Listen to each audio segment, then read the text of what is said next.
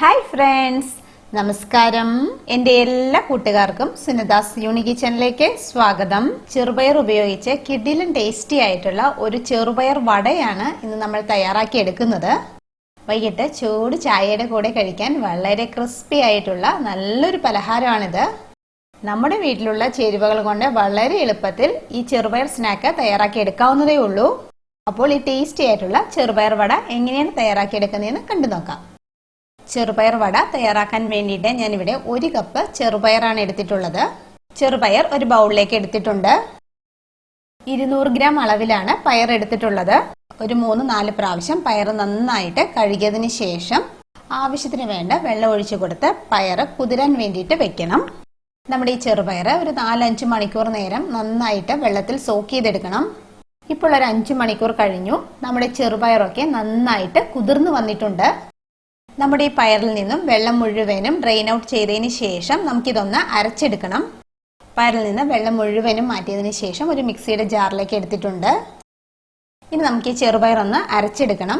അരച്ചെടുക്കുമ്പോൾ paste പോലെ അരച്ചെടുക്കേണ്ട ആവശ്യമില്ല. നമ്മൾ സാധാരണ പരിപ്പ് വടയ്ക്കൊക്കെ അരച്ചെടുക്കുന്നത് പോലെ വേണം അരച്ചെടുക്കേണ്ടത്. ഒരുപാട് അരഞ്ഞു പോകാതെ 2-3 വട്ടം കറക്കിയെടുത്താൽ മതിയാകൂ കേട്ടോ. ഇപ്പോൾ നമ്മുടെ ചെറുപയർ ഞാനിവിടെ അരച്ചെടുത്തിട്ടുണ്ട്.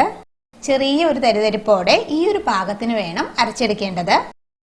അരച്ചെടുത്ത ചെറുപയർ ഒരു ബൗളിലേക്ക് ഞാൻ മാറ്റിയിട്ടുണ്ട്. ഒട്ടും തന്നെ വെള്ളം ചേർക്കാതെ വേണം കേട്ടോ അരച്ചെടുക്കേണ്ടത്. കുറച്ച് ചെറുപയറൊക്കെ അരയാതെ കിടന്നാലും കുഴപ്പമില്ല കേട്ടോ. ഇനി നമുക്കിതിലേക്ക് ചെറുതായിട്ട് അരിഞ്ഞെടുത്ത സവാള ആഡ് ചെയ്ത് കൊടുക്കണം. ഒരു മീഡിയം സൈസിലുള്ള സവാളയാണ് കേട്ടോ എടുത്തിട്ടുള്ളത്. ഇനി നമ്മുടെ എരിവിന് ആവശ്യത്തിന് വേണ്ട പച്ചമുളക് ചേർത്ത് കൊടുക്കാം. ഞാനിവിടെ ഒരു പച്ചമുളകേ ചേർത്ത് കൊടുത്തിട്ടുള്ളൂ. ചെറുതായിട്ട് അരിഞ്ഞെടുത്ത ഇഞ്ചിയാണ് ഇനി ചേർത്ത് കൊടുക്കുന്നത്. ഒരു ചെറിയ കഷ്ണം ഇഞ്ചി മതിയാകൂ കേട്ടോ. ഇനി അല്പം കറിവേപ്പിലയും കൂടി ചേർത്ത് കൊടുക്കുന്നുണ്ട്. 1/2 ടേബിൾ സ്പൂൺ ഇടിച്ച മുളകും കൂടി ചേർത്ത് കൊടുത്തിട്ടുണ്ട്. ഇനി നമ്മൾ ഇതിലേക്ക് ആഡ് ചെയ്ത് കൊടുക്കുന്നത് 2 ടേബിൾ സ്പൂൺ അരിപ്പൊടിയാണ്. നമ്മൾ അപ്പത്തിനും ഇടിയപ്പത്തിനൊക്കെ ഉപയോഗിക്കുന്ന വറുത്ത അരിപ്പൊടി ഉണ്ടല്ലോ, അതാണ് എടുത്തിട്ടുള്ളത്. അരിപ്പൊടി ചേർത്ത് കൊടുക്കുമ്പോൾ നമ്മുടെ സ്നാക്കിന് നല്ലൊരു ക്രിസ്പിനെസ് കിട്ടും. 1/4 ടീസ്പൂൺ മഞ്ഞൾപ്പൊടിയും കൂടി ചേർത്ത് കൊടുത്തിട്ടുണ്ട്.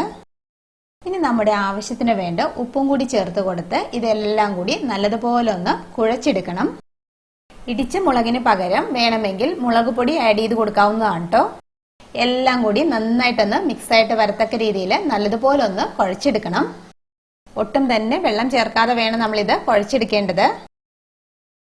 ഇവിടെ ഇപ്പോൾ നമ്മുടെ ഈ മിക്സ് നല്ലതുപോലെ കുഴച്ചെടുത്തിട്ടുണ്ട്. ഇനി നമ്മുടെ ഈ മിക്സിൽ നിന്ന് ആവശ്യത്തിനെടുത്ത് ഉരുളകളായിട്ട് ഉരുട്ടി നമ്മുടെ കയ്യിൽ വെച്ചിട്ട് ഇതുപോലെ ഒന്ന് ചെറുതായിട്ടൊന്ന് പ്രസ് ചെയ്ത് കൊടുത്ത് നമുക്ക് വടയുടെയൊക്കെ ഷേപ്പിൽ റെഡിയാക്കി എടുക്കാം. കയ്യിൽ ഒട്ടിപ്പിടിക്കുകയൊന്നുമില്ല. അഥവാ കയ്യിൽ ഒട്ടിപ്പിടിക്കുകയാണെങ്കിൽ കയ്യിൽ അല്പം വെള്ളം ഒന്ന് നനച്ചതിന് ശേഷം ഇതുപോലെ ചെയ്താൽ മതി കേട്ടോ. ഫ്രൈ ചെയ്യാൻ വേണ്ടിയിട്ട് ഞാനിവിടെ വെളിച്ചെണ്ണയാണ് എടുത്തിട്ടുള്ളത്. ഇപ്പോൾ ഓയിൽ നന്നായിട്ട് ചൂടായി വന്നിട്ടുണ്ട്.